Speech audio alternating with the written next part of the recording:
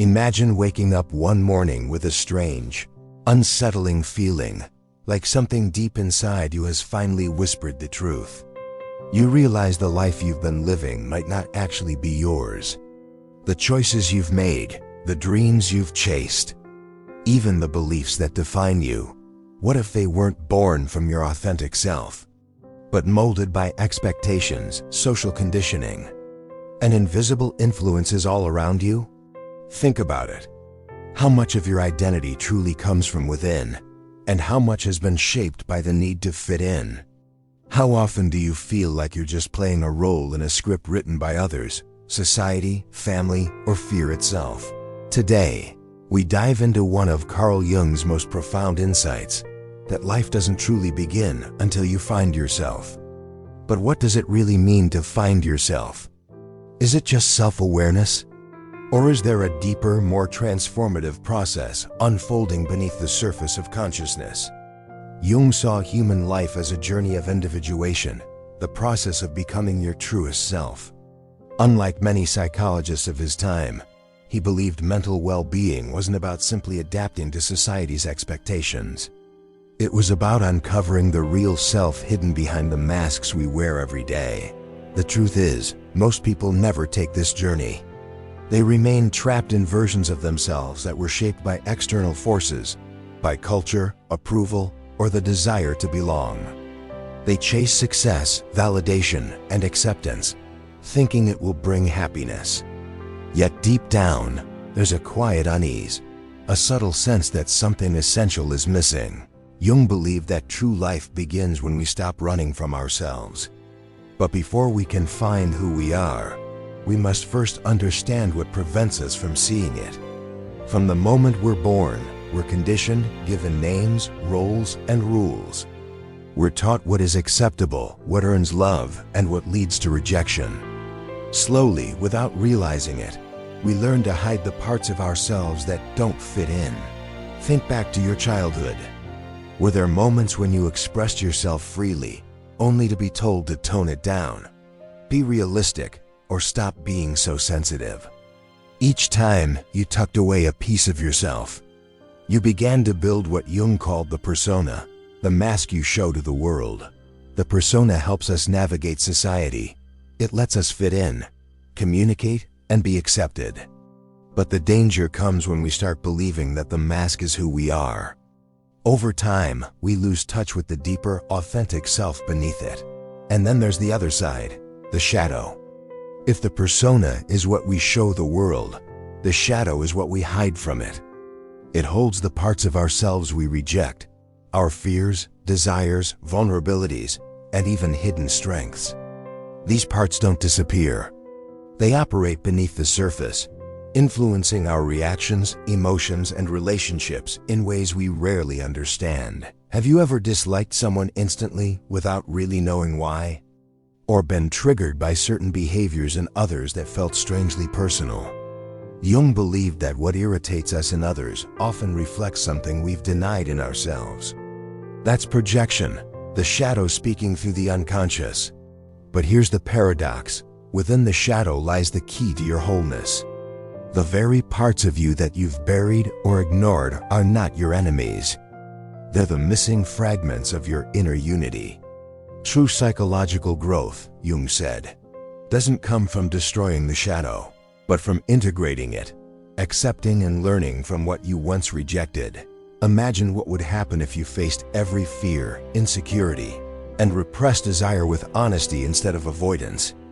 You'd reclaim enormous energy that's been trapped in denial. Integration isn't about perfection. It's about becoming real. When you own your shadow, you stop being controlled by it. But how do you start? The first step is awareness. Begin noticing your emotional triggers. What makes you defensive, jealous, or afraid? Instead of running from those feelings, pause and ask, what is this showing me about myself? These moments are doors into your unconscious. Jung also saw dreams as a powerful way to access the unconscious. Dreams speak in symbols, a hidden language of the psyche. They reveal what the conscious mind has forgotten or ignored. Paying attention to them, or expressing yourself through art, writing, or music allows the unconscious to speak freely. Facing yourself can feel uncomfortable, even painful. That's why so many avoid silence, filling every moment with distractions, social media, work, entertainment, noise. But silence is where the truth begins to surface. Jung believed that our discomfort is not the enemy. It's the invitation to transformation. And here's the beautiful irony. The moment you stop running from yourself, life begins to feel alive again. Fear starts to lose its grip. You begin to act, not from obligation or fear of judgment, but from inner alignment. This is what Jung meant by individuation. Becoming whole, not by becoming someone new, but by remembering who you've always been. In the next part, we'll dive deeper into the hidden archetypes that live within you. These ancient patterns are more than myths. They're living energies shaping your story. And once you understand them, you'll see how every struggle, fear, and desire is part of a much greater journey, the one toward your true self. If the journey to finding yourself were as simple as making a decision, everyone would already be living in full alignment with who they truly are. But as Jung discovered, the process runs much deeper than choice. It's not about deciding who you want to be, but uncovering the unseen forces that have been shaping you all along.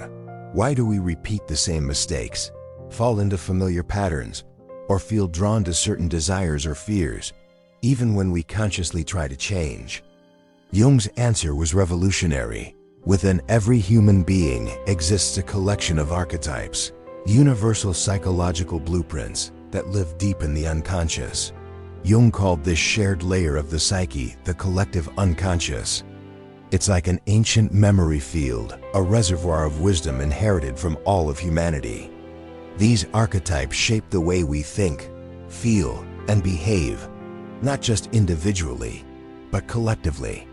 They appear in our dreams, myths, religions, and even in modern stories and films. Think about how many stories follow the same pattern. A hero leaves home, faces great trials, confronts darkness, and returns transformed. You've seen it in myths, legends, and even Hollywood films. But what's remarkable is that this story lives inside you. The hero, the mentor, the shadow, the child, they're not just characters in fiction. They're living forces within your psyche. Let's start with one of the most powerful archetypes, the hero. This is the part of you that longs for purpose, that hears the call to something greater. It's the force that pushes you to evolve, to face your fears, to grow through challenges. But the hero never travels alone. Wherever the hero appears, the shadow follows. The shadow represents the repressed and hidden parts of the self, everything you fear, deny, or refuse to acknowledge.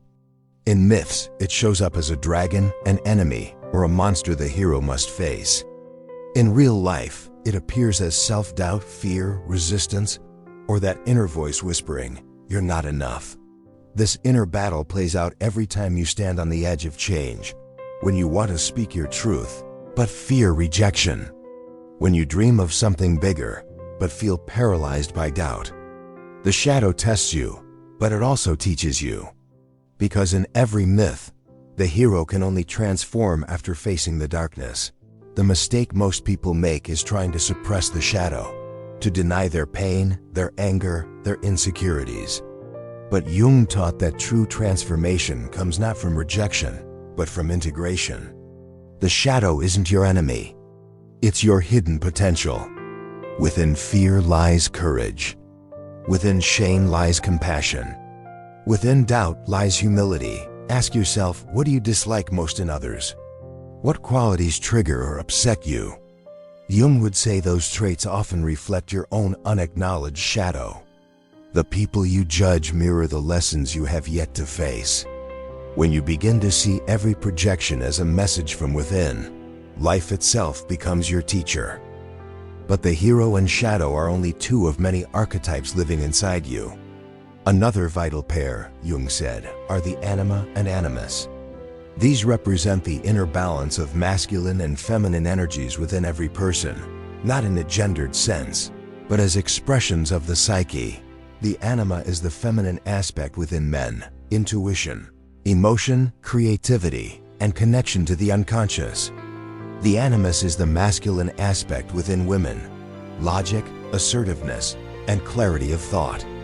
When either side is rejected, inner conflict arises. But when both are embraced, harmony and wholeness begin to emerge. For example, a man who denies his anima might fear vulnerability, believing that emotion makes him weak. A woman who represses her animus might hesitate to assert herself, doubting her own authority. Yet when these energies unite, when logic and intuition, strength and sensitivity coexist, a person becomes deeply balanced, grounded, and authentic. This balance is not about perfection. It's about wholeness. And that's the essence of Jung's entire philosophy. To find yourself, you must embrace all of yourself.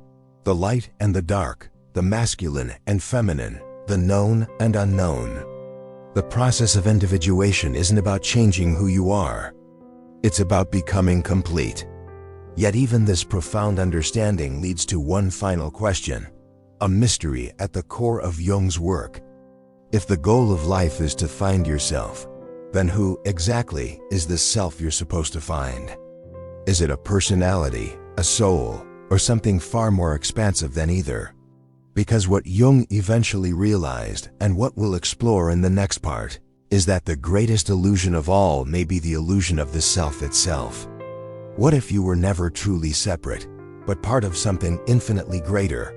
A living consciousness that has always been guiding you home. Throughout this journey, we've explored the layers of your psyche, the masks you wear, the shadows you suppress, and the archetypes that shape your story. But now we've reached the deepest layer of all, the one that shatters every assumption about who you think you are. Because Jung believed that the greatest illusion in life is the illusion of the self, the idea that there is a fixed you moving through time.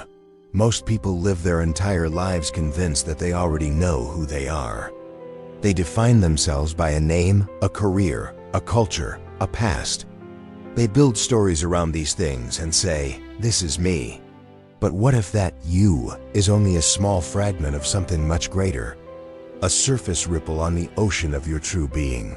Jung called this larger dimension the self, not the ego that clings to labels and identities, but the totality of who you are, conscious and unconscious, past and future, human and divine.